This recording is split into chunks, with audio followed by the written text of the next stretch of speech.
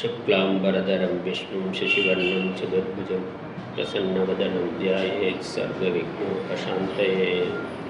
ॐ सदाशिवसमारम्भां शङ्कराचार्यमध्यमाम् अस्मदाचार्यपर्यन्तां वन्दे गुरुपरम्पराम्।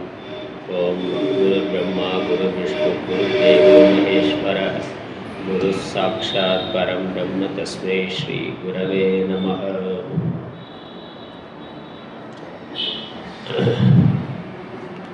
என்னுடைய அனைவருக்கும் என்னுடைய மாலை வணக்கங்கள். பரம பூஜ்ய ஸ்ரீ சுவாமி சிவானந்த அவர்களுடைய தெய்வ நெறி கழகம் டிவைன் லைஃப் சொசைட்டி இந்த ராசிபுர ஆசிரமம் பற்றி நான் நிறைய கேள்விப்பட்டிருக்கேன், வந்ததில்லை. சாமிஜி அடிக்கடி சொல்லியிருக்கிறார். மற்ற நூல்களை படிக்கிற பொழுதும் நான் நிறைய கேட்டு இருக்கிறேன். சத்குருவினுடைய அனுகிரகத்தினாலே நமக்கு சந்திக்கக்கூடிய ஒரு வாய்ப்பு கிடைத்திருக்கின்றது. ஸ்ரீ சுவாமி சிவானந்தர் அவர்கள் 1936 தெய்வ நெறி கழகம் டிவைன் லைஃப் சொசைட்டி என்ற அமைப்பை தொடங்கினார். எல்லோரும் தெய்வ நெறியில் நிற்க வேண்டும், ஆன்மீக வாழ்க்கையில் நம்முடைய பாரம்பரியமான ஆன்மீக சாதனைகளை மேற்கொண்டு பிறவி பயனை அடைய வேண்டும் என்ற நோக்கத்தோடு 1936 தொடங்கினார். அதன் பிறகு 1948 யோக வேதாந்த ஃபாரஸ்ட் அகாடமி என்று தொடங்கி இருக்கின்றார். யோக வேதாந்தம் என்ற அந்த பெயர் வைத்திருக்கிறார்.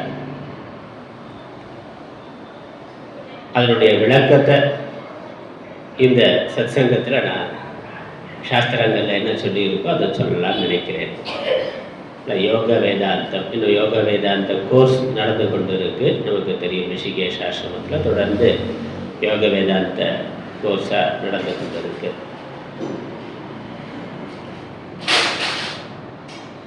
பகவத்கீதையில் பகவான் ஸ்ரீகிருஷ்ணர் 2 விதமான மார்க்கங்கள் இருக்கின்றன, 2 விதமான நிஷ்டைகளை நான் கூறுகிறேன் என்று சொல்லுகின்றார். 3வது அத்தியாயத்தில் இந்த கருத்து வருகின்றது. 2 விதமான நிஷ்டைகளை நான் கூறுகிறேன். யோகிகளுக்கு யோக மார்க்கத்தையும், சாங்கியர்களுக்கு சாங்கிய மார்க்கத்தையும் கூறுகின்றேன் என்று சொல்லுகின்றார். நம்முடைய வேதங்கள் அதுதான் எல்லா கிரந்தங்களுக்கும் அடிப்படையாக இருக்கிறது. அந்த வேதங்கள்லையும் முழுக்க ஆராய்ந்து பார்த்தா 2 விதமான மார்க்கங்கள் தான் சொல்லப்பட்டிருக்கு. ஆச்சாரியர் சொல்றார், கர்ம நிஷ்டை ஞான நிஷ்டை என்று சொல்லுகின்றார்.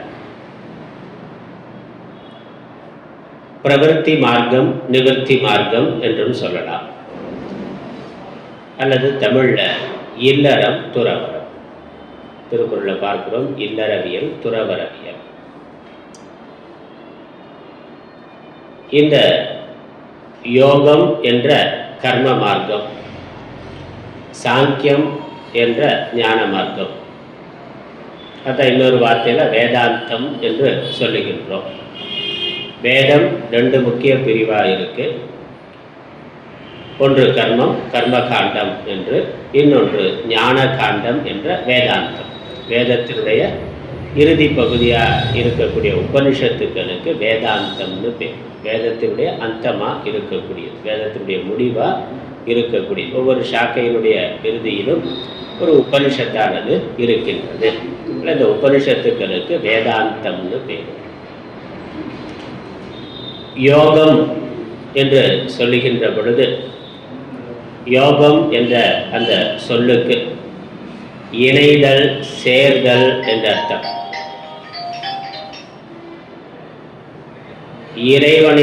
இறைவனுடன் சேருவதற்கான எல்லா அடிப்படை சாதனைகளும் யோகம் என்ற சொல்லால் சொல்லப்பட்டிருக்கு.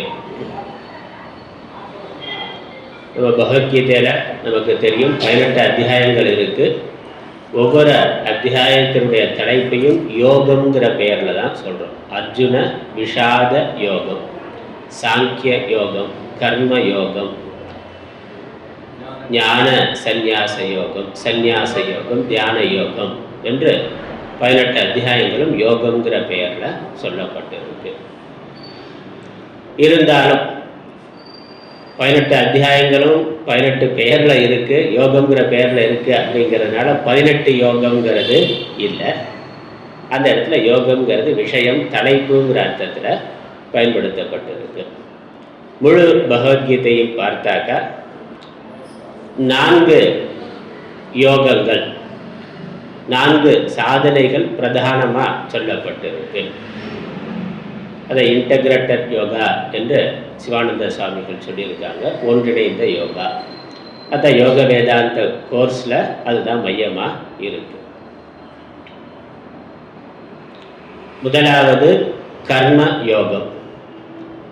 கர்ம யோகம் நம்ம எல்லோருக்கும் கேள்விப்பட்ட பெயரா இருக்கும், நமக்கு தெரிந்ததாகவும் இருக்கும். கர்ம யோகம் முதல்ல கர்மம், அப்புறம் கர்மத்தையே ஒரு ஆன்மீக சாதனையா செய்கின்ற பொழுது, ஞானத்திற்கு மோட்சத்திற்கான சாதனையா செய்கின்ற பொழுது அது கர்ம யோகம் ஆகின்றது.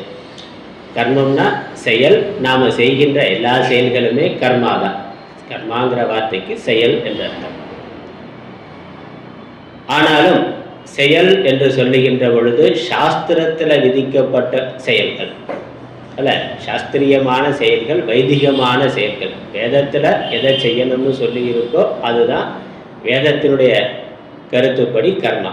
வேதத்துல எது விதிக்கப்பட்டு இருக்கோ அது கர்மா. வேதத்துல எதை செய்யக்கூடாது என்று சொல்லி இருக்கோ அது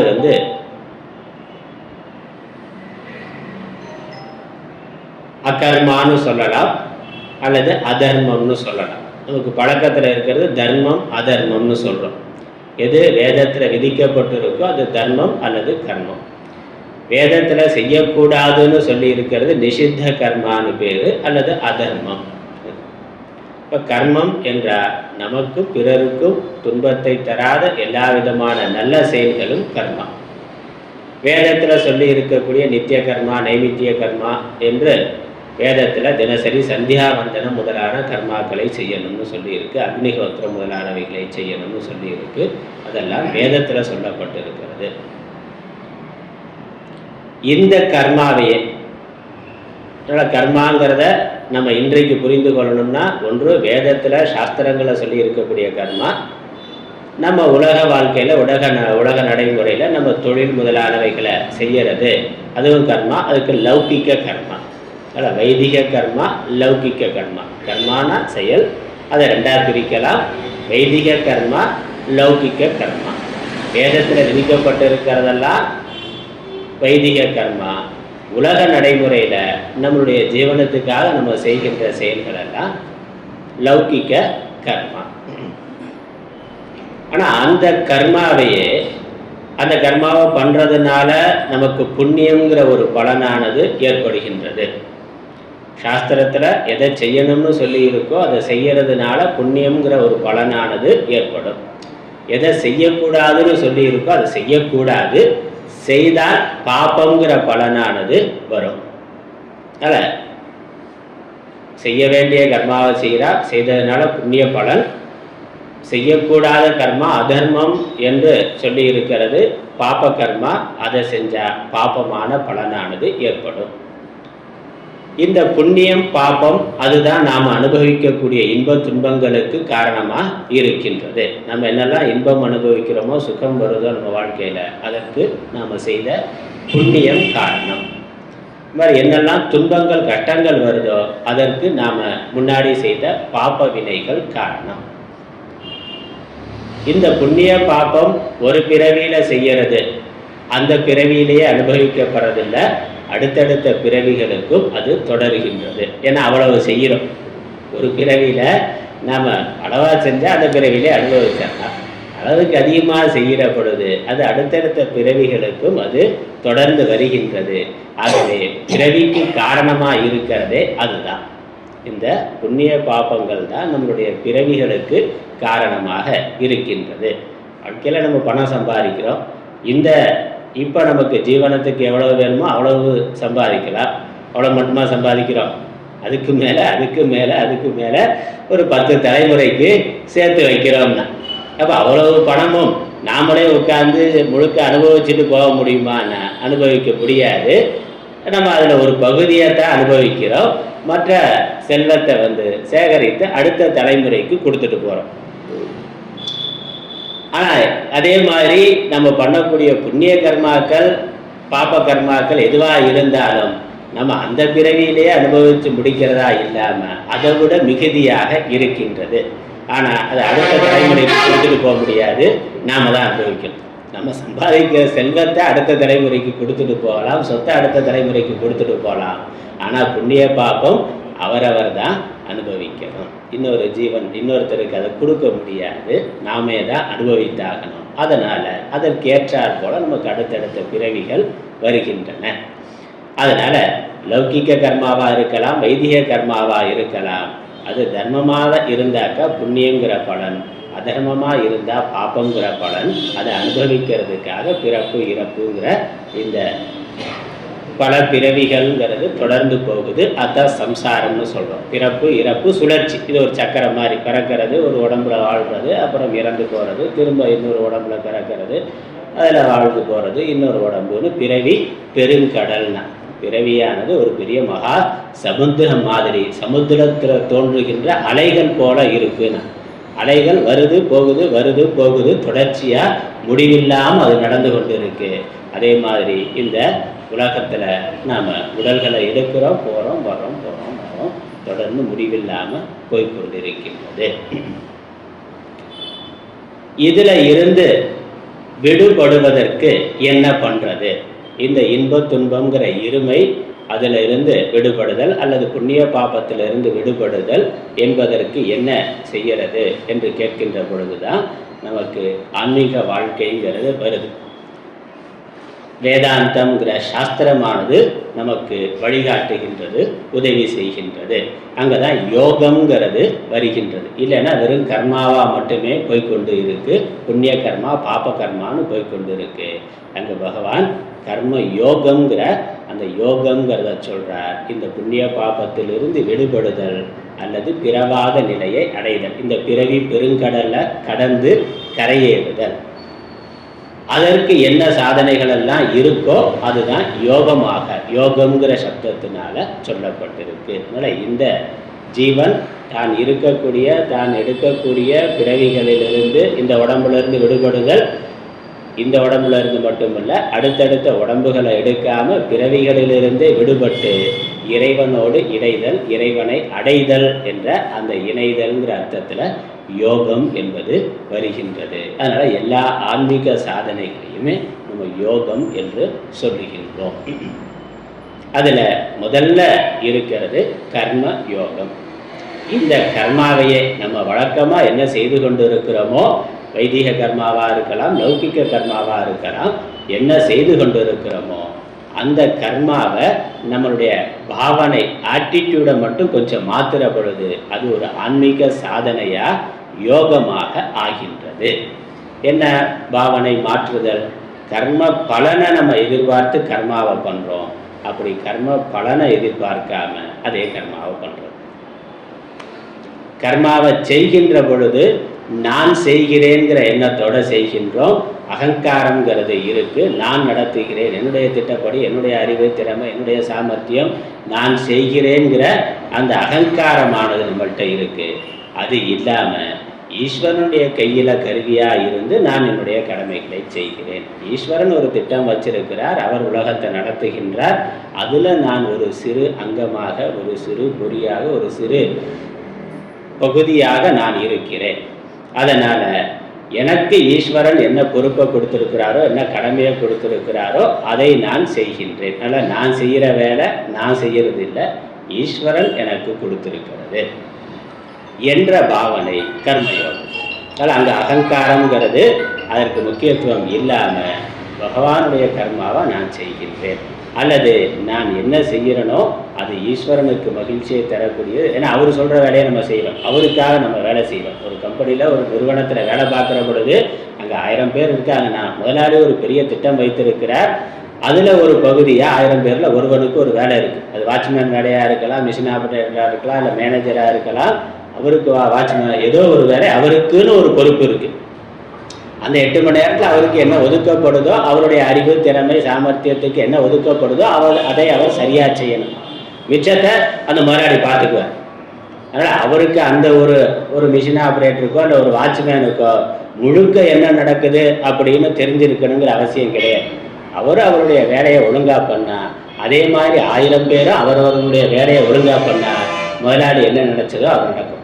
அவர் என்ன திட்டமிட்டு அந்த நிறுவனத்தை தொடங்கினாரோ அது சரியான முறையில் நடக்கும். அதனால் அவர் மகிழ்ச்சி அடைவார், திருப்தி அடைவார். அந்த தொழிலாளர்களுக்கு என்ன வேணுமோ அது நல்லா செஞ்சு கொடுப்பார். அதே மாதிரி இந்த பிரபஞ்சங்கிறது ஒரு பெரிய கம்பெனி, பெரிய நிறுவனம் மாதிரி பகவான் நடத்தி கொண்டு இருக்கிறார். அதில் நாம் நமக்குன்னு ஒரு பொறுப்பு, ஒரு கடமையை கொடுத்துருக்கிறார். ஒரு குடும்பத்தில் 4 ஜீவர்களுக்கு நாம் சேவை பண்ணக்கூடிய ஒரு பொறுப்பை கொடுத்துருக்கிறார். அது நம்ம அம்மா அப்பாவாக இருக்கலாம், நம்மளுடைய வாழ்க்கை துணையாக இருக்கலாம், நம்மளுடைய குழந்தைகளாக இருக்கலாம், இல்லை மாமா மச்சான், என்ன உறவுகள் நம்ம சுற்றி ஒரு 10 உறவுகள் இருக்குது. அந்த உறவுகளுக்குள்ளே நம்ம வச்சிருக்கிறார். பரஸ்பரம் நாம் அவர்களுக்கு உதவி செய்கிறோம், அவர்கள் நமக்கு உதவி செய்கிறார்கள். உண்மையிலே உள்ளே இருக்கக்கூடிய ஜீவன் அது தனி. இந்த உடம்புங்கிறது, அந்த உடம்பை வைத்துக்கொண்டு நமக்கு இப்போ ஒரு உறவானது ஏற்பட்டிருக்கு. இப்போ நம்ம சுற்றி இருக்கக்கூடிய உறவுகள் இந்த பிறவியில் இருக்கிறது. இது முந்தின பிறவியில் யார் எங்கே இருந்தோம்னு தெரியாது. அடுத்த பிறவியில் எந்தெந்த உறவுகள் என்னவா போகும், எங்கே போகுங்கிறது நமக்கு தெரியாது. இப்போ அதனால் உள்ளே இருக்கக்கூடிய ஜீவன் வேற, அது எடுக்கக்கூடிய சரீரம், இப்போ ஒரு சரீரம் இருக்குது, அந்த சரீரம் சார்ந்த உறவுகள் இருக்குது. ஆனால் பகவான் நமக்கு கொடுக்கக்கூடிய பொறுப்பு என்னது? அந்த சரீரத்தில் இருந்து அந்த சரீர சம்பந்தமான உறவுகளுக்கு நாம் சேவை செய்ய வேண்டிய பொறுப்பை பகவான் கொடுத்துருக்கோம்.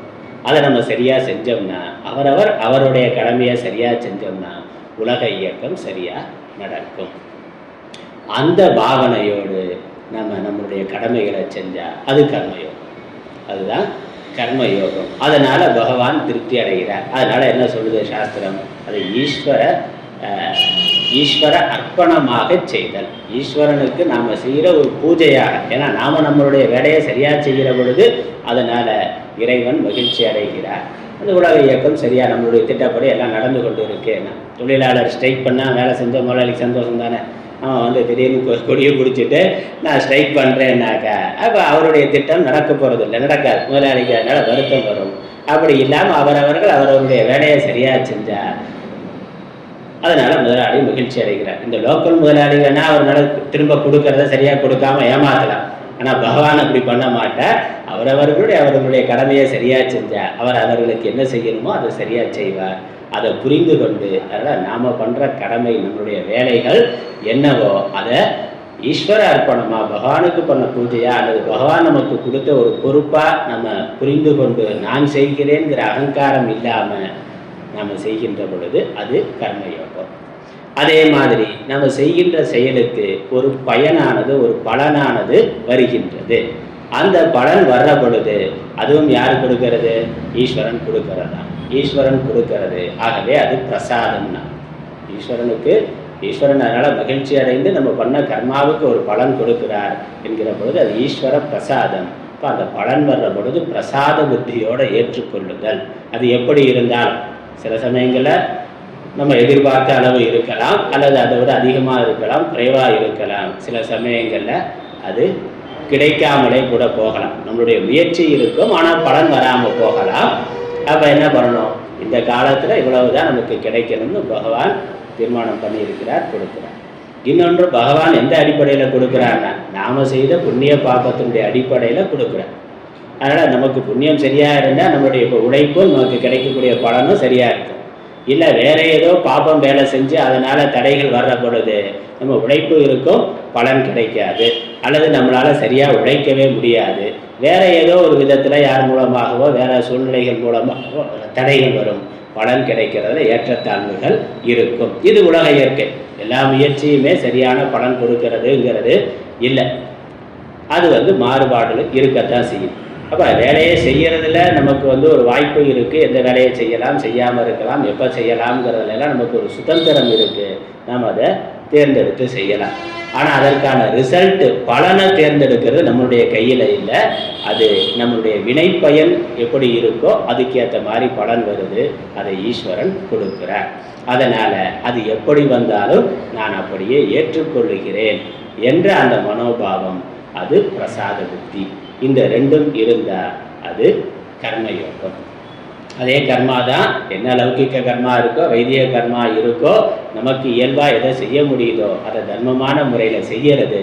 ஆனால் செய்கின்ற பொழுது நான் செய்கிறேங்கிற எண்ணம் இல்லாமல், என்னுடைய வேலைன்னு இல்லாமல், பகவானுடைய வேலையை நான் ஒரு தொண்டனாக இருந்து பண்ணுறேன், ஒரு அடியாராக இருந்து பண்ணுறேன் அப்படின்னு என்று அந்த மனோபாவனையோடு செய்கிறது. அதற்கு என்ன விளைவு வருதோ அதை ரொம்ப சந்தோஷமாக பகவான் கொடுத்த பிரசாதம்னு அதை மகிழ்ச்சியாக அப்படியே ஏற்றுக்கொள்ளுதல், அது கர்மயோகம். அதனால் இது முதல் படி. இது முதல் படி. நாம் செய்கின்ற கடமைகளை யோகமாக செய்தல். இப்படி செய்யறதுனால என்ன பலன்னா, இதற்கு புண்ணிய பாப்பங்கிற பலனை விட இதனுடைய பலன் சித்த சுத்தின்னு சாஸ்திரம் சொல்லியிருக்கு. மன தூய்மை என்று சொல்லியிருக்கு. நம்ம மனதில் இருக்கக்கூடிய அகங்காரம், விருப்பு, பொறாமை, இவைகள் மட்டுப்பட்டு இவைகள் குறைந்து மனது தூய்மை அடையும். மனதில் இருக்கக்கூடிய விருப்பு, பொறாமை, இந்த குணமெல்லாம் நீங்கி மனது சுத்தமாக ஆகும். அதான். ஏன்னா நம்முடைய அகங்காரத்துக்கு முக்கியத்துவம் கொடுத்து நம்ம கர்மா பண்ணுற பொழுது, நான் செய்கிறேங்கிற எண்ணத்தோடு பண்ணுற பொழுது அதனால் விருப்பு வெறுப்புகள் வருது. அந்த விருப்பு வெறுப்புகள் விருத்தியாகிட்டே போகும், அது வளர்ந்து கொண்டே போகும், குறைய. விருப்பு வெறுப்புகள் எந்த அளவுக்கு பலமாகுதோ அந்த அளவுக்கு நம்முடைய மன அமைதியானது போகும். மனதில் சோகமானது அதனுடைய விளைவு வர்ற பொழுது அதனால் ரொம்ப பலன் கிடைச்சாக்கா, நல்லா கிடைச்சாக்கா ரொம்ப சந்தோஷம், வெற்றி கொண்டாட்டம்னா. இல்லை தோல்வியாச்சு ஊற்றிக்கிச்சுனாக்க அப்புறம் இவன் ஊற்றிக்கணும். ரெண்டுமே வெற்றி கொண்டாட்டத்துலேயும் இவன் ஊதிக்கிறான். இல்லை தோல்வி ஆகிட்டா அதை தாங்க முடியலன்னு அதுக்கும் போய் ஒரு பார்ட்டி, அதுக்கு பார்ட்டினா இதுக்கு ஏதோ ஒன்று இதுக்கும் பண்ணுறான். அப்போ என்ன, அது அதீதமான பற்றுனால, அதீதமான அகங்காரத்தினால நம்ம கர்மா பண்ணுற பொழுது அதனுடைய பலன் நம்முடைய மன அமைதியை மிக அதிகமாக பாதிக்கின்றது. மனதோட சமநிலை பாதிக்கப்படுது. அதை நம்மளால் தாங்கி கொள்ள முடியலை. அதை ஏதாவது வேற விதத்தில் சமன்படுத்த பார்க்கிறோம். அப்போ தான் வெளியே போய் வேற ஏதோ இதுக்கு போகிறான், ஏதோ பண்ணுறான். அதனால் இந்த பாவனையோட கர்ம யோகமாக நம்ம பண்ணுற பொழுது பகவான் அவர் கொடுக்கிறார். அவருடைய வேலையை நான் பண்ணுறேன். இதனுடைய நன்மையோ தீமையோ லாபமோ நஷ்டமோ யாருக்கு, அது அவருக்கு. ஏன்னா ஒரு தொழிலாளி அவனுடைய வேலையை பண்ணுறான். அதனால் லாபமாக வர்ற லாபம் நஷ்டம் யாருக்கு போகும், அது முதலாளிக்கு தான் போகும். முதலாளி இவன் பண்ண வேலைக்கான கூலியை கொடுத்துருவார். இவன் என்ன வேலை பண்ணுறாரோ அதற்கான கூலியை கொடுத்துருவார். அதற்கு மேலே மிகுதியாக வந்தாலும் சரி, நஷ்டமாக போனாலும் சரி, அது முதலாளிக்கான. அதே மாதிரி பகவான் நம்ம செய்கிற வேலைக்கான கூலியை கொடுப்பார்.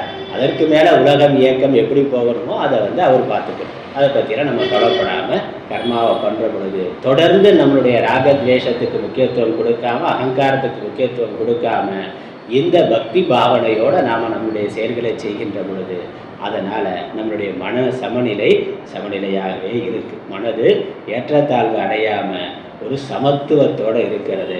சமத்துவம் யோகம் உச்சியது. யோகஸ்த குரு கர்மாணி சங்கம் தியக்வா தனஞ்சய யோகியர் பகவான் சொல்கிறார். அதனால் யோகத்தில் இருந்து என்ன யோகம்னா, சித்தியோ சமோபூத்வான், வெற்றியிலும் தோல்வியிலும் லாபத்திலும் நஷ்டத்திலும் சமமான மனநிலையோடு இருக்கிறது யோகம். அப்படி யார் இருந்து கர்மாவை பண்ணுறானோ அவன் அவனுடைய மனது சமத்துவத்தை அடைகின்றது. மனது இந்த புற ஏற்றத்தாழ்வுகளால் கலக்கத்தை அடைவதில்லை. மனது எப்பொழுதும் ஒரு அமைதியான நிலையில் இருக்கின்றது. அவனுடைய விருப்பு வெறுப்புகள் எல்லாம் குறைந்து போய் மனது ஒரு அமைதியான நிலையில் இருக்கு. அதான் அதோட பிரயோஜனம், கர்மயோகத்தோட பிரயோஜனம். அதுக்கப்புறம் அடுத்த நிலையில் தியான யோகம் என்ற உபாசனை, வேதத்தில் உபாசனைன்னு சொல்லி இருக்கு. நம்ம அஷ்டாங்க யோகம் முதலான சாதனைகளாக பார்க்கிறோம். தியான யோகம் அல்லது பக்தி யோகம். பக்தி யோகம் என்கிற பொழுது அது நாளைக்கு பக்தி யோகத்தை பற்றி தான் நாளைக்கு விரிவாக காலையில் பேசலான்னு இருக்கிறேன். பக்தி யோகம் நம்ம அன்றாடம் ஈஸ்வரனுக்கு பூஜை, ஈஸ்வர ஆராதனம், ஈஸ்வரனுக்கு பூஜை பண்ணுறது, ஈஸ்வரனுடைய நாமத்தை சொல்லி பஜனை பண்ணுறது, நாம சங்கீர்த்தனம் பாடுறது, அப்புறம் ஜபம் பண்ணுறது, தியானம் பண்ணுறது, இது எல்லாமே இறைவனை மையமாக வைத்துக்கொண்டு நம்ம பண்ணுகின்ற மன அமைதிக்காக நம்ம பண்ணுகின்ற எல்லா செயல்பாடுகளுமே பக்தி யோகம். அதனால் கிடைக்கக்கூடியது மன ஒருமுகப்பாடு. இறைவனே நினச்சி தியானம் பண்ணுறதோ அல்லது ஒரு இறைவனுடைய ஒரு நாமத்தை எடுத்துக்கொண்டு அதை நம்ம தொடர்ந்து உச்சாரணம் பண்ணுற பொழுது மனது அங்கங்கே அப்படி இப்படின்னு அலைவாய்ந்து ஓடாமல் அது ஒரு ஒழுங்கில் நிற்கின்றது. ஏன்னா நம்ம மனசில் அடுத்து என்ன வரும்னு நமக்கு தெரியாது. அது ஏதோ வந்து கொண்டே இருக்குது. உணர்வுகள் எண்ணங்கள் மாறி மாறி வந்து கொண்டே இருக்குது. நாம் என்ன பண்ணுறோம், ஒரு சங்கல்பம் பண்ணிக்கொண்டு அடுத்த ஒரு 15 நிமிஷத்துக்கு அல்லது அடுத்த ஒரு 108 ஆவர்த்தி இந்த பகவான் நாமத்தை மட்டும்தான் நான் சொல்ல போகிறேன், இந்த பகவானை மட்டும்தான் நான் நினைக்க போகிறேன். இந்த ஒரு உருவத்தை எடுத்துக்கொண்டு தியானமாக பண்ணலாம், இல்லை பகவான் நாமத்தை எடுத்துக்கொண்டு அதை ஜபமாக பண்ணலாம், அல்லது தொடர்ந்து பஜனையாக பாடலாம். எதுவாக இருந்தாலும் அது என்னது, ஒரு விஷயத்தை மையமாக கொண்டு மனசுக்கு நம்ம வேலை கொடுக்குறோம். நாம் மனசை ட்ரெயின் பண்ணுறோம். அது இயல்பாக விட்டாக்க அது நாய் மாதிரி குரங்கு மாதிரி எதையோ தான் பண்ணி கொண்டு இருக்கும். மாற்றி இங்கே அங்கே அப்படி தாவிக்கொண்டே இருக்கும். அப்படி இல்லாமல் நாம் அதற்கு ஒரு வேலையை கொடுத்து நீ இதைத்தான் செய்யணும் அப்படின்னு கொடுக்குறோம். அப்படி தொடர்ந்து கொடுக்கறதுனால, தொடர்ந்து பயிற்சி பண்ணுறதுனால மனது ஒருமுகப்படுகின்றது. சித்த சமாதானம்ங்கிறது கிடைக்கும். முதல்ல கர்மயோகத்துக்கு பிரயோஜனம் சித்த சுத்தி. இந்த உபாசனை அல்லது பக்தி யோகத்துக்கு பிரயோஜனம் சித்த சமாதானம். மனது ஒருமுகப்பட்டு நிற்றல். மனது ஒருமுகப்பட்டு ஒரு விஷயத்தில் இருந்தாலே அமைதியாக சந்தோஷமாக, சந்தோஷம் மகிழ்ச்சிங்கிறது வெளிப்படும். முதல்ல கர்மயோகத்தினால மன அமைதிங்கிறது இருக்கும். இந்த உபாசனை பக்தி யோகத்தினால மன மகிழ்ச்சிங்கிறது மிகுதியாக இருக்கும். 1/2 மணி நேரம் பஜனை பண்ணால் அவ்வளோ ஆனந்தமாக இருக்குது. வேறு எதை விட நமக்கு சந்தோஷமாக இருக்குது. இல்லை ஜபம் பண்ணால், தியானம் பண்ணால் அதில் ஆனந்தம் இருக்குது, மகிழ்ச்சி இருக்குது. ஏன்னா மனது ஒடுங்கி இருக்கின்றது. எப்போ மனசு ஒடுங்குதோ அப்போ சுரூபமாக இருக்கக்கூடிய ஆனந்தமானது வெளிப்படும். நமக்குள்ள ஆத்மாவாக இறைவன் தான் இருக்கிறார். இறைவன் ஆனந்த சுரூபமாக இருக்கிறார். அந்த ஆனந்தமானது மனது அடங்குகின்ற பொழுது, மனது ஒருமுகப்பட்டு இருக்கின்ற பொழுது அதில் வெளிப்படுகின்றது. அதனால் நம்ம அந்த ஆத்மானந்தத்தை, சுரூபானந்தத்தை அந்த மனசில் பார்க்க, நம்ம அனுபவிக்க முடியும். ஒரு நீர்நிலை இருக்குது, அது காற்றில் அலைக்கழிக்கப்படாமல் அப்படியே அமைதியாக சமநிலையில் கலக்கம் இல்லாமல் தெளிவாக இருக்கிற பொழுது அதில் சூரிய சந்திரனுடைய பிரதிபிம்பம் தெளிவாக தெரியும். அதுவே அலைந்து கொண்டு இருந்தால் அல்லது கலங்கி போயிருந்தால் நமக்கு தெரியாது. அது பல துண்டுகளாக இருக்கும், இல்லை தெளிவில்லாமல் இருக்கும், இல்லை தெரியவே தெரியாது. இப்போ மனசு கலங்கி இருந்தாலும் நமக்கு சொரூபமானது, நம்மளுடைய இயல்பான ஆனந்தமானது நமக்கு தெரியாது. மனசு அலைந்து கொண்டே இருந்தாலும் நமக்கு தெரியாது. இப்போ இந்த கர்மயோகம் பக்தி யோகம் என்ன பண்ணுது, மனதை தெளிவுபடுத்துது, மனதை சாந்தப்படுத்துது, மனசை அந்த அலைதலை குறைக்கின்றது. அதனால் நம்முடைய சொரூபானந்தமானது அங்கு நன்கு வெளிப்படுகின்றது. அது பக்தி யோகத்தினுடைய பிரயோஜனம். மன ஒருமுகப்பாடு என்பது. அதோட அந்த ராஜயோகம்ங்கிறதையும் சொல்லுகின்றோம். ராஜயோகத்தில் இன்னும் அதே தியானத்தை இன்னும் தீவிரமாக பண்ணுறதுக்காக யமம், நியமம், ஆசனம், பிராணாயாமம் அந்த மாதிரியான பயிற்சிகளோடு சேர்ந்து பண்ணுற பொழுது மனது சமாதிங்கிற நிலை வரைக்கும் போகின்றது. மனது அந்த ஒரு விஷயத்திலையும் கடந்து அந்த எந்த விஷயத்தை தியானத்துக்கு எடுத்து கொண்டு இருக்கோ அதோட லயமாகி விடுகின்றது. அதனால் மனது தான் இருக்கிறேன் அப்படிங்கிறது கூட இல்லாமல் அந்த கடவுளிடத்திலேயே லயமாகி விடுகின்றது. அது இன்னும் ஆனந்தமாக இருக்குது. நமக்கு ஆழ்ந்த தூக்கத்தில் இருக்கிற மாதிரி, ஆழ்ந்த தூக்கத்தில் நமக்கு ஆனந்தம் இருக்குது. கனவும் இல்லாத ஒரு தூக்கத்தில் நமக்கு ஒரு மகிழ்ச்சி, ஆனந்தம், சந்தோஷம் இருக்குல்ல. எதனால் சந்தோஷம் எங்கேருந்து வந்தது? நம்ம விழித்திருக்கிற போதெல்லாம் விஷயங்கள்ல இருந்து ஆனந்தம் வருது, அதனால் விஷயம் வேணும்னு விஷயங்களை பின்னாடியே ஓடிக்கொண்டு இருக்கிறோம். டிவியோ சினிமாவோ இல்லை வேற ஏதோ ஒன்று, சாப்பாடோ ஏதோ ஒன்று, அது நமக்கு கிடைச்சா ஆனந்தம்னு பொருள்களை சேர்த்து கொண்டே இருக்கிறோம். அதை கிடைச்சி அதை கொஞ்சம் அனுபவிக்கிற பொழுது கொஞ்ச நேரத்துக்கு ஆனந்தமானது இருக்குது, அப்புறம் அது போர் அடிச்சிருது. எதாக இருந்தாலும் சாப்பாடாக இருக்கலாம், அல்லது பார்க்குற காட்சியாக இருக்கலாம், கேட்குற சங்கீதமாக இருக்கலாம், எதாக இருந்தாலும் கொஞ்ச நேரத்துக்கு ஒரு ஆனந்தம் இருக்குது, அப்புறம் அது நமக்கு போர் அடிக்குது, வேறு விஷயத்தை மாற்றி மாற்றி பண்ணுறோம். ஆனால் சாதாரணமாக வெடித்திருக்கிற போது நம்ம என்ன நினைக்கிறோம்? விஷயம் இருந்தால் ஆனந்தம், விஷயம் இருந்தால் நமக்கு சந்தோஷம், இதை சாப்பிட்டா ஆனந்தம், இதை கேட்டால் ஆனந்தம், இதை பார்த்தா ஆனந்தம், இதை தொட்டு உணர்ந்தால் ஆனந்தம்னு அப்படி பொருள்களை விஷயங்களை சம்பாதிக்கிறதுக்கு தான் காலையிலேருந்து ராத்திரி வரைக்கும் ஓடிக்கொண்டே இருக்கிறோம். பணம் சம்பாதிக்கிறது சாப்பிட்றதுக்காக மட்டுமா? சாப்பிட்றதுக்காக மட்டும்தான் இவ்வளவு கஷ்டப்பட்டு நம்ம உழைக்க வேண்டியதில்லை. அதற்கு மேலே சரீர சுகம், இந்த இந்திரிய சுகம்ங்கிறதுக்கு தானே நம்ம உழைக்கிறோம். அவ்வளவு பணம் சம்பாதிக்கிறோம், அவ்வளோ கஷ்டப்பட்டு உழைக்கிறோம். ஆனால் இந்த எந்த பொருளுமே இல்லாமல், எந்த விஷயமுமே இல்லாமல் நமக்கு தூக்கத்தில் ஆனந்தம் இருக்குது.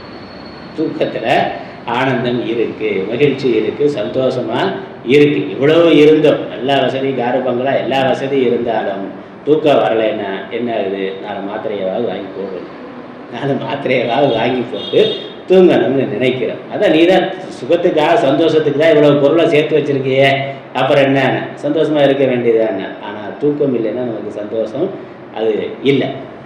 அப்போ தூங்குகிற பொழுது கிடைக்கக்கூடிய அந்த சந்தோஷம் உண்மையிலேயே அந்த விஷயங்களை அனுபவிக்கிறதுனால நமக்கு கிடைக்கிறது இல்லை. அதனால தான் இதெல்லாம் மறந்துட்டு இதெல்லாம் விட்டுட்டு எப்படியாவது தூங்கணும்னு நினைக்கிறோம். அங்கே இருக்கக்கூடிய நிம்மதி நமக்கு வேற எங்கேயும் வர்றது, எந்த பொருளாலையும் வர்றதுங்கிறது இல்லை. அதே ஆனந்தம் நமக்கு இந்த ராஜயோகங்கிற தியான யோகத்தை தொடர்ந்து பண்ணுறதுனால மனசு தூக்கத்தில் இருக்க நிலைமைக்கு போகுது. அதே சமயம் ஒரு விழிப்போடு இருக்கு. அதாவது தூங்காமல் தூங்குதல், தூங்காமல் தூங்கி சுகம் பெறுவது எக்காலம்னா மகாவிஷ்ணு பெருமாள் பார்க்கடல் என்னென்ன அரித்துயிலில் இருக்கிறார்.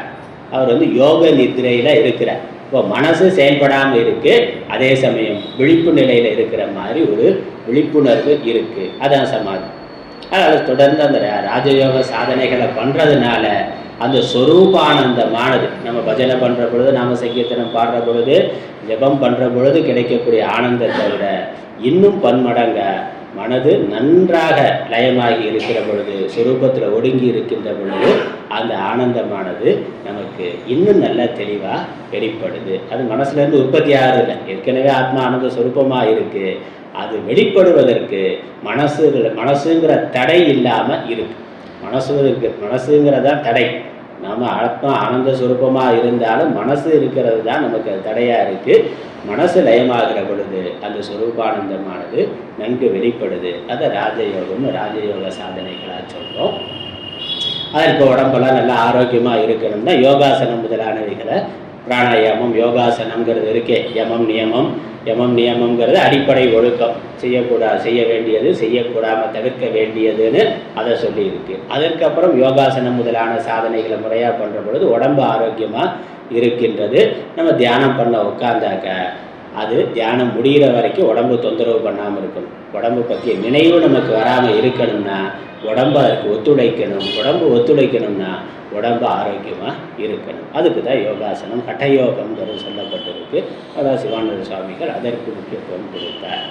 அதுக்கப்புறம் மனசு லயமாகிறதுக்கு பிராணாயாமங்கிறது ரொம்ப முக்கியமானதாக இருக்குது. ஏன்னா மனசை தூண்டுறது பிராணனும் வாசனைகளும் தான். இப்போ மனசு அடங்கணும்னா பிராணன் அடங்குனா மனசு அடங்கும். பிராணனை அடக்கணும்னா மனசு அடங்கும். அல்லது மனசு அடங்கி இருக்கிற போது பார்த்தா பிராணன் அமைதியாக சீராக இருக்கும். நம்ம கோபப்படுற பொழுது பார்த்தா எப்படி இருக்குது?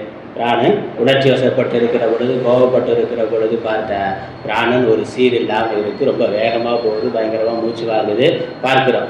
அப்போ என்னது? மனதோட சமநிலை மாறுற பொழுது பிராண இயக்கம் மாறுபடுது. அதை அப்படியே உல்டாவாக பண்ணால் பிராணனை சமன்படுத்தினா மனசு சமன்படும். அதனால் பிராணாயாமம் முதலான பயிற்சிகள் அந்த ஹட்டயோகத்தில் அது சொல்லப்பட்டிருக்கு. இப்போ உடம்பு ஆரோக்கியமாக இருக்கிறதுக்கு யோகாசனம், ஹட்டயோகம்ங்கிறது தேவை.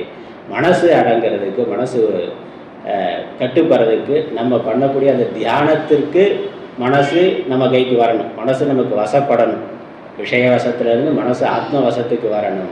அதற்கு பிராணாயாமம் முதலான பயிற்சிகள் உதவியாக இருக்கு. அதனால அதுக்கு முக்கியத்துவம் கொடுத்து ராஜயோகம்ங்கிறத சொன்னார். அதற்கு மேலே இது எல்லாத்துக்கும் மேலே ஞான யோகம்ங்கிறது இருக்கு.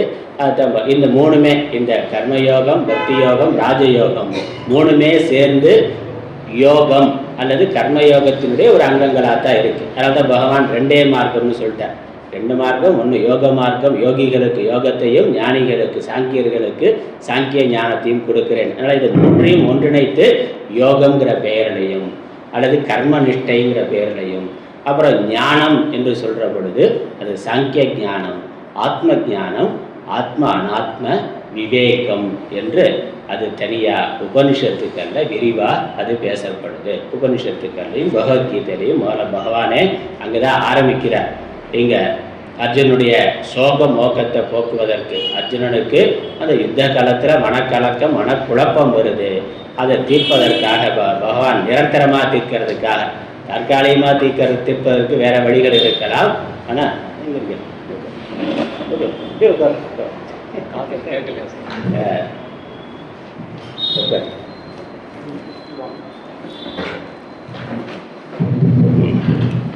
அதனால இந்த கர்மயோகம், பக்தி யோகம், ராஜயோகம், அதற்கு மேல ஞான யோகம். அந்த ஞான யோகம் என்ன?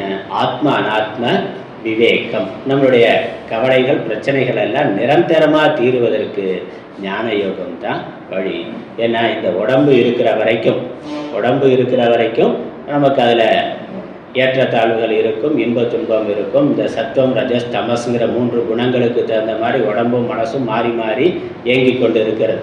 நம்ம என்னதான் பயிற்சிகள் பண்ணாலும் அது உடம்பு மாறுபடத்தான் செய்யும். ஏன்னா அது வினை பயன் இருக்கிற வரைக்கும் வினைக்கு ஏற்றார் போல் அது செயல்படுகின்றது. அதனால் என்னதான் யோகாசனம் பண்ணாலும் உடம்புக்கு வரக்கூடிய சில நோய்கள் வந்து தான் ஆகுது. அல்லது மரணம்ங்கிறது முன்னாடியே வரக்கூடியதும் இருக்குது. அதனால் இந்த வினைப்பயன் இருக்கிற வரைக்கும் நம்ம உடம்புக்கு என்னதான் நம்ம தீவிரமாக ஆன்மீக சாதனைகள் பண்ணாலும், யோக சாதனைகள் பண்ணாலும், தர்மமான வாழ்க்கை இருந்தாலும், பக்தி இருந்தாலும், வாழ்க்கையில் வரக்கூடிய இன்ப துன்பங்கள் வர்றது வந்து தான்.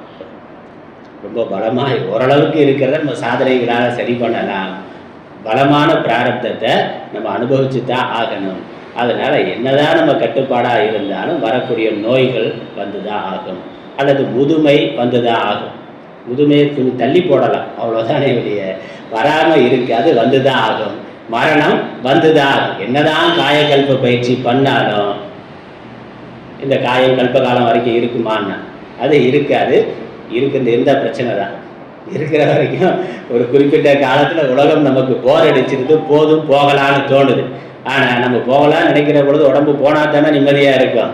அப்படி போகலைன்னா அதுவே ஒரு தலைவலியாக இருக்குது. எப்படா போகுங்கிற எதிர்பார்ப்பு வந்துடும். அதனால் இந்த உலகத்தில் நீண்ட காலம் இல்லாமல் இருக்கிறது ஒரு விதத்தில் நல்லது தான். இருக்கணும்னு நம்ம ஆசைப்படுறோம். ஆனால் இருக்கிற பொழுது ஆரோக்கியமாக இருக்கணும், முதுமை இல்லாமல் இருக்கணும், மற்ற பிரச்சனைகள்லாம் இல்லாமல் இருந்தால் இருக்கிறது சந்தோஷமாக இருக்கும். ஆனால் இதெல்லாம் இல்லாமல் இருக்குங்கிறதுக்கு யாருக்கா கேரண்டி இருக்கா? அது எவ்வளோ பெரிய ராஜாவாக இருந்தாலும், எவ்வளோ பெரிய அதிகாரியாக இருந்தாலும், எவ்வளோ தான் படித்தவனாக இருந்தாலும் வரக்கூடிய பிரச்சனைகள் வரத்தான் செய்யுது. இப்போ விதிப்படி வரக்கூடிய துன்பங்கள் அது வந்து தான் ஆகும். அதனால் இதில் இருந்து நிரந்தரமாக விடுபடுவதற்கு இந்த யோக சாதனைகள் இதெல்லாம் ஓரளவுக்கு நமக்கு உதவியாக இருக்கும். அதற்கு மேலே ஞானம்தான் வழி. ஞானாக்னி தக்த கர்மானம் அப்படின்னு சொல்கிறார். இந்த ஞானம்ங்கிற அக்னியானது எல்லா கர்மாக்களையும் எரித்து நாசமாக்கக்கூடியது. இந்த பிறவியில் நாம் செய்தது மட்டும் இல்லை, அனந்த கோடி பிறவிகளில் செய்த எல்லா வினைகளையும் வினை பயன்களையும் அது எரித்து நாசமாக்கக்கூடியது ஞானம்தான். என்ன ஞானம்னா, இந்த உடம்பு இதை நம்ம சரி பண்ணுறதுக்காக எவ்வளவோ பயிற்சி பண்ணாலும் உடம்பு நாம் அல்ல. உடம்புக்கு வேற உள்ளே இருக்கக்கூடிய ஆத்மா தான் நாம். ஆத்மா தான் நம்முடைய யதார்த்த ஸ்வரூபம். உடம்பு தற்காலிகமாக ஆத்மா எடுத்திருக்கக்கூடிய ஒன்று. ஆத்மா உடலை எடுத்திருக்கின்றது. எப்படி நம்ம ஆடைகளை அவ்வப்பொழுது மாற்றிக்கொள்கிறோமோ அதே மாதிரி ஆத்மா உடல்களை மாற்றிக்கொள்ளுகிறதுன்னு பகவத்கீதை ஞான யோகத்தை சொல்கிற பொழுது, பகவான் சாங்கிய யோகத்தை சொல்கிற பொழுது சொல்கிறார். முதல்ல உபதேசமே அதான். இந்த வாசாம்சி ஜீர்ணானி யதா விகாய, நைந்து போன பழைய ஆடைகளை மனிதன் மாற்றிக்கொள்வது போல ஆத்மாவானது உடல்களை மாற்றிக்கொள்ளுகின்றது. அதுலேருந்து என்ன தெரியுது? ஆத்மா வேற உடல் வேறேன்னு தெரியுது. நாம் உடைகளை மாற்றிக்கொள்கிறோம்னா என்ன அர்த்தம்? நாம் வேற உடைகள் வேற தானே. ட்ரெஸ்ஸு நம்மள்கிட்ட இருக்குது, நாம் அதற்கு வேறாக இருக்கும். ட்ரெஸ்ஸு உடைங்கிறது ஒரு ஜடப்பொருள். நம்ம வசதிக்கு தகுந்த மாதிரி, நம்மளுடைய தேவைக்கு தகுந்த மாதிரி, நம்மளுடைய விருப்பத்துக்கு தகுந்த மாதிரி நம்ம எடுத்துக்கொள்கிறோம். அது சரியாக இல்லை, பழசாயிடுச்சு, பயன்படுத்த முடியலைன்னா தூக்கி போட்டு அடுத்ததை மாற்றிக்கொள்கிறோம். அப்போ அது வேற, நாம் வேறேங்கிறது தெளிவு. அதனால் ட்ரெஸ்ஸு கிழிஞ்சு போச்சுன்னா அதுக்காக உட்காந்து அழுகிறோமா? குழந்தை அறியாத குழந்தை வேணால் அது பண்ணலாம், நமக்கு அது இல்லை, அடுத்ததை போடணும். அதனால் நமக்கு ஒன்றும் நஷ்டம் இல்லையா? அது ஒரு ஜடப்பொருள், அது போச்சுன்னா அது போகிறது அதனுடைய இயல்பு. 1 வருஷம் இருக்கும், 2 வருஷம் இருக்கும், போகிறது அதனுடைய இயல்பு. போயிட்டா கவலைப்படாமல் அதை தூக்கி போட்டு அடுத்ததை மாட்டிக்கிறோம். அதனால் அது வேற, நாம் வேறேங்கிறது நமக்கு தெளிவாக இருக்குது. அதே மாதிரி ஆத்மா உடல்களை மாற்றிக்கொள்ளுகிறது என்றால் உடல் வேற, ஆத்மா வேற. நான் யார் அப்படின்னு கேட்குற பொழுது, நான் இந்த உடல் அல்ல, உடல் மட்டுமல்ல, உடலுக்கு வேறாக இருக்கின்ற ஆத்மா. ஆத்மாவாகிய நான் தற்காலிகமாக இந்த உடலை எடுத்திருக்கின்றேன். சரி, அந்த ஆத்மா எது? ஆத்மா யார்? ஆத்மா எப்படிப்பட்டதுன்னா, ஆத்மா உடம்போடு பிறப்பதல்ல, உடம்பு அழிகின்ற பொழுது அழியக்கூடியதும் அல்ல. ஏன்னா ஆத்மா அது பரமாத்மா. இந்த பிரபஞ்சம் முழுவதற்கும் ஆதாரமாக எந்த ஒன்று இருக்கின்றதோ அதுதான் இந்த உடம்புல, ஒவ்வொரு சிறு உடம்புலையும் ஆத்மாவாக இருக்கின்றது. ஆனால் அது உடம்புக்குள்ளே இருக்கிற பொழுது ஜீவாத்மான்னு சொல்லப்பட்டாலும் வாஸ்தவமாக ஆத்மாங்கிறது ஒன்று தான். பரமாத்மா தான் ஜீவாத்மாவாக இருக்கிறார். ஒரு குடம் இருக்குது, குடத்தை நம்ம இப்போ குடத்துக்கு முன்னாடி இல்லை, குடத்தை நம்ம உண்டு பண்ண உடனே மண்ணாக இருக்கிறத ஒரு வடிவத்துக்கு கொண்டு வந்து ஒரு குடம்னு ஒரு நிலைக்கு கொண்டு வர்ற பொழுது அதற்குள்ள ஒரு ஸ்பேஸ், அதற்குள்ள ஒரு ஆகாசம் வருது. அந்த குடத்துக்குள்ளே இருக்கக்கூடிய ஆகாசமும் குடத்துக்கு வெளியே இருக்கக்கூடிய ஆகாசமும் வேறு வேறையாக ஒன்று தானே. வெளியே இருக்க ஆகாசம்தான் குடங்கிற ஒரு வடிவம் வர்ற பொழுது அதற்குள்ளே கட்டுப்பட்டது மாதிரி இருக்கின்றது. அப்புறம் அந்த குடம் உடஞ்சி போனால் என்னாச்சு? உள்ளே இருக்க ஆகாசம் வெளியே இருக்க ஆகாசத்தோடு சேர்ந்ததானா? அது பிரியவும் இல்லை, சேரவும் இல்லை. ஆகாசம் எப்பொழுதும் ஒன்று தான், அது ஒரே மாதிரி தான் இருக்குது. அந்த ஒரு வடிவம், ஒரு உடல் வர்ற பொழுது அது உபாதின்னு நம்ம சாஸ்திரத்தில் சொல்கிறோம். அப்படி ஒரு உபாதி, ஒரு உடல் தோன்றுகின்ற பொழுது அது பிரிந்தது போல இருக்கின்றது, பிளவுபட்டது போல இருக்கின்றது. வாஸ்தவமாக அது அப்படியே தான் இருக்கின்றது. அதே மாதிரி ஒரே பரமாத்மா தான், ஒரே நிர்குண பிரம்மம் தான் பல உடல்களை எடுத்துக்கொண்டு உலகமாகவும் ஜட பொருள்களாகவும் உயிர்களாகவும் எண்ணற்ற உடல்களாகவும் அது இருக்கின்றது. அதனால் நான் யார் அப்படின்னு நம்ம யோசித்து ஆராய்ந்து பார்த்தோம்னா, இந்த உடம்பு மனசு புத்தி அது தற்காலிகமான ஒரு தோற்றம், ஒரு கல்பனை. உள்ளே இருக்கக்கூடிய ஆத்மா அதுதான் சத்திய வஸ்து. அது இந்த உடம்பை எடுத்திருக்கு. எப்படி மண் பானை ஆகிற மாதிரி 1000 பானைகள் இருந்தாலும் உள்ளே இருக்க பொருள் என்னது? ஒரே பொருள் தானே. ஒரே மண்ணு தான் 1000 பானைகளாக இருக்கு. அப்போ பானைகள் அழியறதுனால மண்ணுக்கு அழிவான இல்லை. பானை பிறக்கிற பொழுது மண் பிறக்கவும் இல்லை, பானைகள் அழிகின்ற பொழுது மண் அழிவதும் இல்லை. அது பானைகள் தோன்றுவதற்கு முன்னாடியும் இருந்தது, பானைகள் இருக்கின்ற பொழுதும் இருக்கு, பானைகள் அழிந்த பிறகும் இருக்கு. ஆகவே அது நித்திய வஸ்து, சத்திய வஸ்து.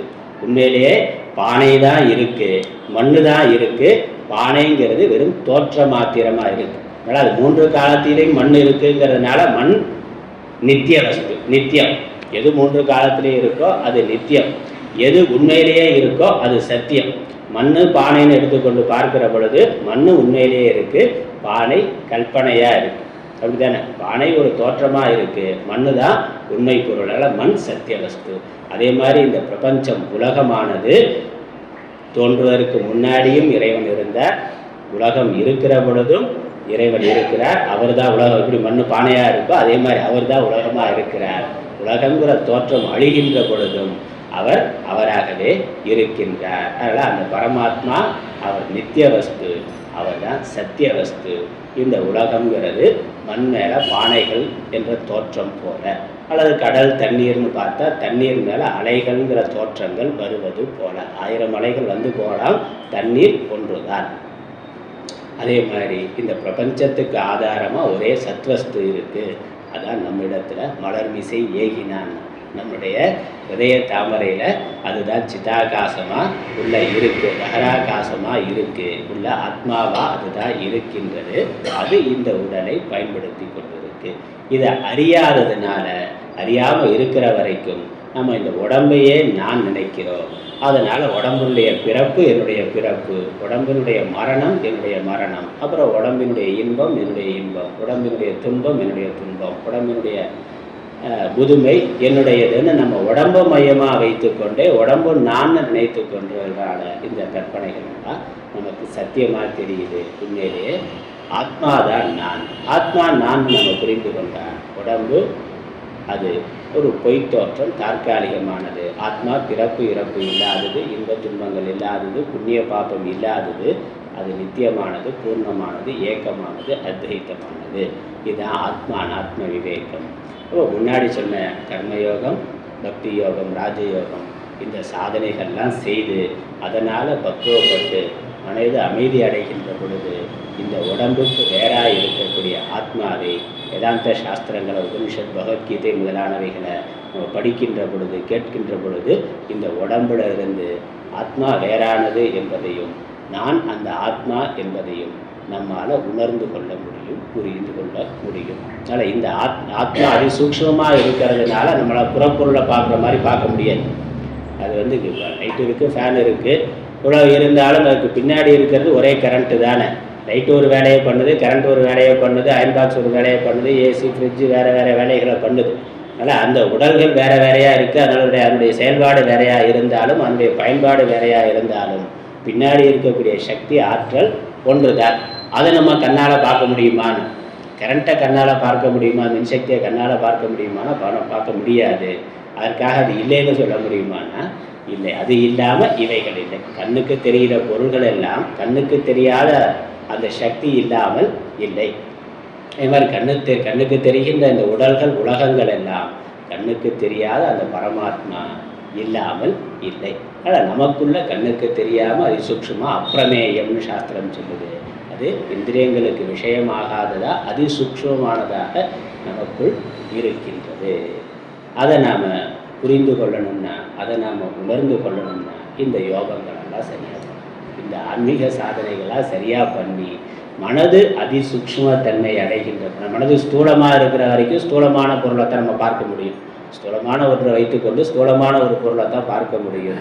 ஒரு பெரிய மரத்தை வெட்டுறதுனா, ஒரு பெரிய கோடாரி எடுத்து மரத்தை வெட்டலாம், அதுவும் ஸ்தூலமாக இருக்குது, இதுவும் ஸ்தூலமாக இருக்குது. ஆனால் கண்ணில் ஒரு சின்ன ஆப்ரேஷன் பண்ணணும்னா அதுக்கு கோடாரி எடுத்து பண்ண முடியுமா? அதுக்குன்னு அது கண் ரொம்ப நுட்பமானதுங்கிறதுனால அதில் ஒரு சிகிச்சை பண்ணணும், அதை நம்ம பார்க்கணும்னா அதற்கு அதோட நுட்பமான ஒரு பொருள் வேணும். அதே மாதிரி ஆத்மா அதிசூக்ஷ்மமாக இருக்கிறதுனால ஸ்தூலமான பொருளை பார்க்கக்கூடிய மனசை, அதே மனதை வைத்துக்கொண்டு நம்மளால் ஆத்மாவையோ கடவுளையோ பார்க்க உணர முடியாது. அப்போ மனதை அந்த அளவுக்கு அதிசூக்ஷ்மமானதாக ஆக்க வேண்டும். அதுக்கு தான் இந்த யோகங்கள் எல்லாம், கர்மயோகம், பக்தி யோகம், ராஜயோகம் நமக்கு மனதை தூய்மைப்படுத்துறதுக்கும் மனதை அதிசூக்ஷ்மமானதாக ஆக்குவதற்கும் உதவியாக இருக்குது. அதற்கு மேலே வேதாந்த சாஸ்திரம் படிக்கிற பொழுது நமக்கு ஆத்மா அனாத்ம விவேகம் தெளிவாக வருது. நான் ஆத்மாங்கிறத நம்மால் புரிந்து கொள்ள, உணர முடியும், அனுபவிக்க முடியும். அதுக்கப்புறம் உடம்பை நம்மளால் சாட்சியாக பார்க்க முடியும். உடம்புக்கு என்ன வந்தாலும் அது உடம்புக்கானது நம்மளால் வேடிக்கையாக பார்க்க முடியும். அப்படி பார்த்து இருந்தால் அதுதான் ஜீவன்முக்தி நிலை, அதுதான் பேரின்ப நிலை.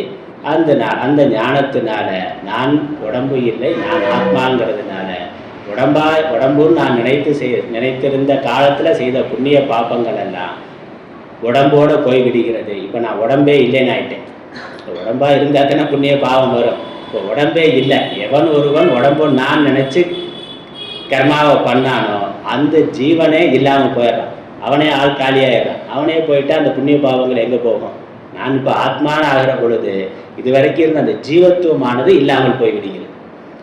குற்றம் பண்ணுறான், கோர்ட்டுக்கு போகிறான். நம்ம ஊரில் கோர்ட்டில் கேஸ் தான் தெரியுமே, 10 வருஷம், 20 வருஷம், 30 வருஷம், 40 வருஷம் நடக்கும். தீர்ப்பு வர்றதுக்குள்ளே ஆள் போய் சேர்ந்துருவாங்க.